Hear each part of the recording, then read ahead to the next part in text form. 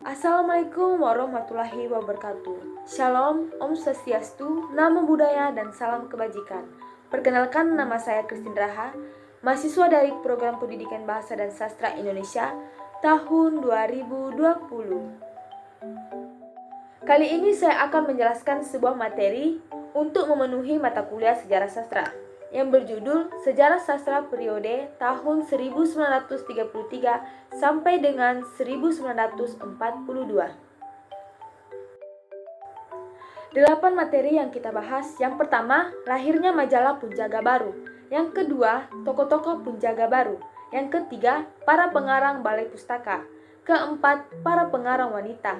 Yang kelima, cerita pendek. Keenam, drama. Dan ketujuh, roman-roman dari Medan dan Surabaya. Dan kedelapan, para penyair dari Sumatera. Yang pertama, lahir majalah Punjaga Baru. Asal mula Punjaga Baru sebagai satu fenomena kebudayaan dapat ditelusuri kebelakangan pada organisasi-organisasi kebudayaan kaum muda nasionalis daerah-daerah pada awal abad ke-20 di Indonesia. Yang pertama di antara organisasi-organisasi tersebut, Jogjawa yang dibentuk dalam tahun 1915 di bawah pengayoman Budi Utomo. Yang kedua, tokoh-tokoh Punjaga Baru. Tokoh-tokoh dalam Punjaga Baru yang pertama, Sultan Takdir Ali Jabana. Yang kedua, Armin Pane. Yang ketiga, Amir Hamzah. Dan keempat, Patengkeng. Dan terakhir, Asmara Hadi. Angkatan Balai Pustaka. Apa itu Angkatan Balai Pustaka? Angkatan Balai Pustaka adalah nama yang diberikan kepada pengarang yang dianggap sebagai produktif menerbitkan karyanya oleh penerbit Balai Pustaka pada tahun 1920-an. Para pengarang Balai Pustaka. Nama-nama pengarang Balai Pustaka yang pertama, Nur Sultan Iskandar, kedua, Gusti Yoman Panjittisna, dan ketiga, Abdul Muiz. Nur Sultan Iskandar tercatat sebagai sastrawan terproduktif di angkatannya. Selain mengarang karya asli, ia juga menyadu dan menerjemahkan buku karya pengarang asing. Gusti Yoman Panjittisna lahir dalam budaya dan kepercayaan Hindu Bali serta tumbuh di istana di kerajaan Buleleng. Abdul Muiz merupakan tokoh yang begitu komitmen terhadap perjuangan dinasti rakyat yang saat itu sedang dijajah. Keempat, para pengarang wanita. Nama-nama pengarang wanita yang pertama, Sari Amin Ismail, Hamidah, dan Sa'adah Alim. Sari Amin Ismail adalah penulis Indonesia yang tercatat sebagai novelis perempuan pertama di Indonesia. Hamidah, seorang pengarang perempuan Indonesia, angkatan Punjaga Baru, mempunyai nama sebenarnya, yakni Fatimah. Dan Sa'adah Alim adalah pengarang dari kelompok Balai Pustaka yang karyanya berupa cerpen dan terjemahan karya asing.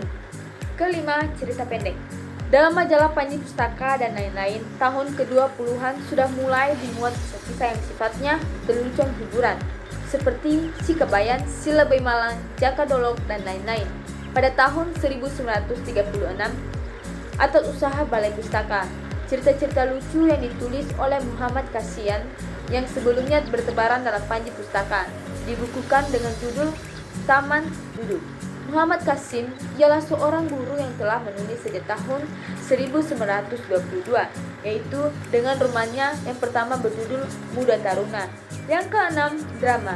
Rustam Effendi menulis drama dalam bahasa Indonesia yang merupakan sebuah drama saja berbahasa pada tahun 1924. Umumnya, drama itu berbentuk kloset drama, yaitu drama untuk dibaca, bukan untuk dipentaskan. Armin Pane banyak menulis drama pada masa sebelum perang. Drama-dramanya mengambil latar belakang kenyataan hidup zamannya. Setelah perang, drama-drama Armin Pane itu kemudian dikumpulkan dan diterbitkan dengan judul Jinak-Jinak Merpati pada tahun 1953. Yang ketujuh, roman-roman dari Medan dan Surabaya.